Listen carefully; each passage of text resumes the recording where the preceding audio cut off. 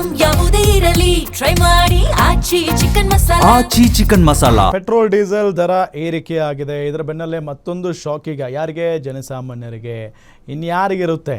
Finally ಜನಸಾಮಾನ್ಯರಿಗೆ ಅಲ್ವಾ shocking ವಿಚಾರ. ಸೊ ಈಗ ಬಸ್ ಟಿಕೆಟ್ ಏರಿಕೆಯ ದೊಡ್ಡ ಬರೆ. ಪೆಟ್ರೋಲ್ ಡೀಸೆಲ್ ದರ ಏರಿಕೆಯಾದರೆ ಸಹಜವಾಗಿ ಬಸ್ ಟಿಕೆಟ್ ದರವೂ ಕೂಡ ಏರಿಕೆಯಾಗುತ್ತೆ. ತೈಲ ಬೆಲೆ ಏರ್ತಾ ಇದ್ದಂತೆ ಖಾಸಗಿ ಬಸ್ ಟಿಕೆಟ್ ದರ ಹೆಚ್ಚಳವಾಗಿದೆ. ಪ್ರತಿ ಟಿಕೆಟ್ಗೆ 20% 30% ದರ ಹೆಚ್ಚಿಸಿದ ಖಾಸಗಿ ಬಸ್ಗಳು. ಖಾಸಗಿ ಬಸ್ ಪ್ರಯಾಣ ದರ ಇವತ್ತು ರಾತ್ರಿಯಿಂದಲೇ ಜಾರಿಗೆ ಬರುತ್ತೆ. ದರ ಏರಿಕೆ ಕುರಿತು ಅಧಿಕೃತವಾಗಿ ಬಸ್ ಮಾಲೀಕರ ಸಂಘ ಪ್ರಕಟಿಸಿದೆ. ಅಂದರೆ ಮುಗಿದೇ ಹೋಯ್ತು ಕತೆ. ನಿನ್ನೆ ಪೆಟ್ರೋಲ್ ದರ ಲೀಟರ್ಗೆ 102 ರೂಪಾಯಿ ಇದ್ದರೆ ಇವತ್ತು 106 ರೂಪಾಯಿ ಆಗಿದೆ.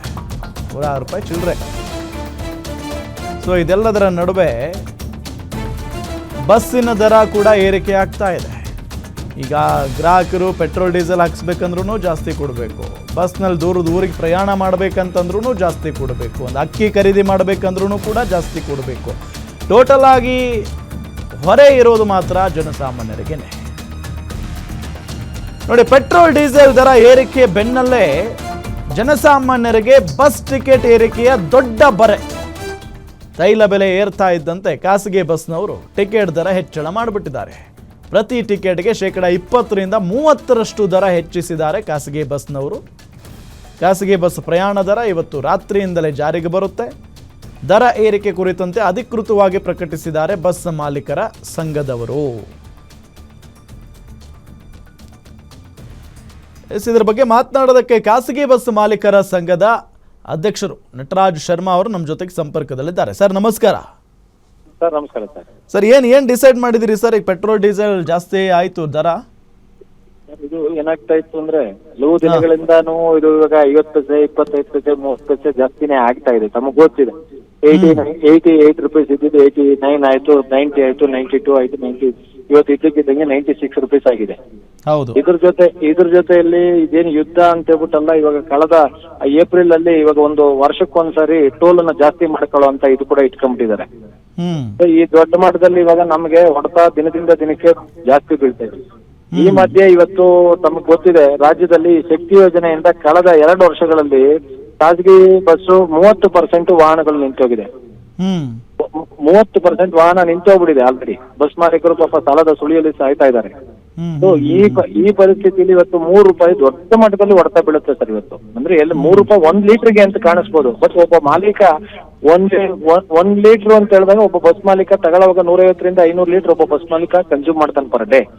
ಅಂದ್ರೆ 1000 ರೂಪಾಯಿ ತನಕ ಅದು ಎಫೆಕ್ಟ್ ಆಗುತ್ತೆ. 1000 1500 ಆ ತರ ಒಬ್ಬೊಬ್ಬ ಬಸ್ ಒಂದೊಂದು ಬಸ್ ಮಾಲೀಕನಿಗೂ ಒಂದೊಂದು ರೀತಿಯಲ್ಲಿ ಎಫೆಕ್ಟ್ ಆಗುತ್ತೆ. ಆ ರೀತಿ ಒಂದು ಬಸ್ಗೆ ಆದ್ರೆ 10 ಬಸ್ ಇಟ್ಟಿರ್ತಕ್ಕಂಥ ಮಾಲೀಕನಿಗೆ ಎಷ್ಟಾಗತ್ತೆ? ದಿನಕ್ಕೆ 10 ಬಸ್ಗೆ 10,000 ಎಫೆಕ್ಟ್ ಆಗುತ್ತೆ. ತಿಂಗಳಿಗೆ 3 ಲಕ್ಷ ಆಗತ್ತೆ.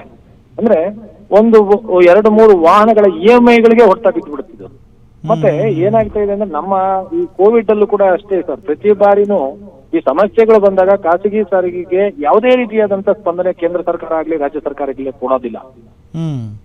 ಸೊ ಇದು ನಮ್ಗೆ ಇವತ್ತು ಅಳಿವಿ ಉಳಿವಿನ ಪ್ರಶ್ನೆ. ಸೊ ಅದರಿಂದ ಇವತ್ತೊಂದು ಚಿಂತನೆ ಮಾಡಿದೀವಿ ಸರ್. ನಮ್ಮನ್ನ ನಾವು ಬದುಕಿಸ್ಕೋಬೇಕು. ನಮ್ಮ ಚಾಲಕರನ್ನ, ನಮ್ಮಲ್ಲಿರ್ತಕ್ಕಂಥ ಕಂಡಕ್ಟರ್ಗಳನ್ನ, ನಮ್ಮಲ್ಲಿರ್ತಕ್ಕಂಥ ಕ್ಲೀನರ್ಗಳನ್ನ ನಾವು ಪ್ರೊಟೆಕ್ಟ್ ಮಾಡ್ಕೋಬೇಕು. ನಮ್ಮ ಹುದ್ದೆಯನ್ನು ಮಾಡ್ಕೋಬೇಕು ಅಂತಂದ್ರೆ ಇವತ್ತು ಅನಿವಾರ್ಯ ಪರಿಸ್ಥಿತಿಯಲ್ಲಿ 10% ಏರಿಸಲೇಬೇಕಂತ ಪರಿಸ್ಥಿತಿ. 10% ಸರ್? ಹೌದು ಸರ್, ಹೌದು ಸರ್. ಓ, 10% ಅಂದ್ರೆ ಗ್ರಾಹಕರಿಗೆ ದೊಡ್ಡ ಮಟ್ಟದ ಹೊಡೆತ ಅನ್ಸಲ್ವಾ? ಹೌದು, ನಿಮ್ಮ ಸಮಸ್ಯೆನೂ ಖಂಡಿತ ಹೌದು. ಅಂದ್ರೆ ಕೇಂದ್ರ ಸರ್ಕಾರ ಆಗ್ಲಿ ರಾಜ್ಯ ಸರ್ಕಾರ ಆಗ್ಲಿ ನಿಮಗೆ ಸ್ಪಂದಿಸಲೇಬೇಕಾಗಿರುತ್ತೆ ಇಂಥ ಟೈಮ್ನಲ್ಲಿ. ಬಟ್ ಗ್ರಾಹಕರಿಗೆ ಈಗ ಎಲ್ಲದರ ಬೆಲೆ ಜಾಸ್ತಿ ಆಗಿರೋದ್ರಿಂದ ಬಸ್ಸಿನ ದರ ಕೂಡ ಏರಿಕೆ ಆದ್ರೆ ಇದು ಬಹಳ ದೊಡ್ಡ ಮಟ್ಟದ ಹೊಡೆತ ಅಂತ ಕಾಣಿಸುತ್ತೆ. ಖಂಡಿತ ಈ ಹೊಡೆತವನ್ನ ಇವತ್ತು ಸರ್ಕಾರ ಮನಸ್ಸು ಮಾಡಿದ್ರೆ ತಡೆಗಟ್ಟಬಹುದು ಸರ್.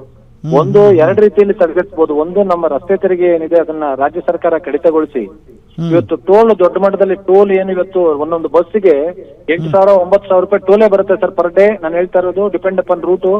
3,000 ರೂಪಾಯಿ ಪರ್ ಡೇ ಇಂದ ಹಿಡಿದು ಪರ್ ಡೇ ನಾನು ಹೇಳ್ತಾ ಇರೋದು ಏನು ತಿಂಗಳಿಗೆ ಹೇಳ್ತಾ ಪರ್ ಡೇ ಒಂದು ವಾಹನಕ್ಕೆ 3,000 ರೂಪಾಯಿ ಟೋಲ್ ಕಟ್ಟುವಂತ ಹಿಡಿದು 9,000 ರೂಪಾಯಿ ತನಕ ಬಾಂಬೆಗೆ ಹೋಗಿ ಬರ್ಬೇಕು ಅಂದ್ರೆ 9,000 ರೂಪಾಯಿ ಟೋಲ್ ಬರುತ್ತೆ. ಈ ರೀತಿಯಾದಂತ ಟೋಲ್ ಅನ್ನ ಎಲ್ಲೋ ಒಂದ್ ರೀತಿಯಲ್ಲಿ ಕನ್ಸೆಷನ್ ಕೊಡುವ ಮೂಲಕ ನಮಗೆ ಸರ್ಕಾರಗಳು ಕೂಡ ಸ್ಪಂದಿಸುವ ಪಕ್ಷದಲ್ಲಿ ನಮ್ಮ ಉದ್ದಿಮೆ ಖಾಸಗಿ ಉದ್ದಿಮೆ ಉಳ್ಕೊಳ್ಳುತ್ತೆ. ನಮ್ಮ ಮೇಲೆ ಡಿಪೆಂಡ್ ಆಗಿರ್ತಕ್ಕಂಥ ಚಾಲಕರಾಗಿರ್ಬೋದು, ಇವರು ಕ್ಲೀನರ್ಸ್ ಆಗಿರ್ಬೋದು, ಕಂಡಕ್ಟರ್ಸ್ ಆಗಿರ್ಬೋದು, ಅವರ ಒಂದು ಜೀವನವನ್ನು ಉಳಿಸುವಂತ ಕೆಲಸ ಒಬ್ಬ ಮಾಲೀಕ ಮಾಡ್ಬೋದು ಸರ್. ಈ ಖಾಸಗಿ ಸಾರಿಗೆ ಕೂಡ ಒಂದ್ ರೀತಿಯಲ್ಲಿ ಪ್ಯಾರಲಲ್ ಆಗಿ ಗೌರ್ಮೆಂಟ್ ಎಂಪ್ಲಾಯ್ಮೆಂಟ್ ಕ್ರಿಯೇಟ್ ಮಾಡುತ್ತೆ. ಆ ರೀತಿ ನಾವು ಎಂಪ್ಲಾಯ್ಮೆಂಟ್ ಕ್ರಿಯೇಟರ್ಸ್. ನಿಜ ನಿಜ ನಿಜ. Yes sir, yes sir, thank you Guarantee News ಜೊತೆಗೆ ಮಾತನಾಡಿದ್ದಕ್ಕೆ. ಇದು ನಟರಾಜ್ ಶರ್ಮಾ ಅವರ ಮಾತು.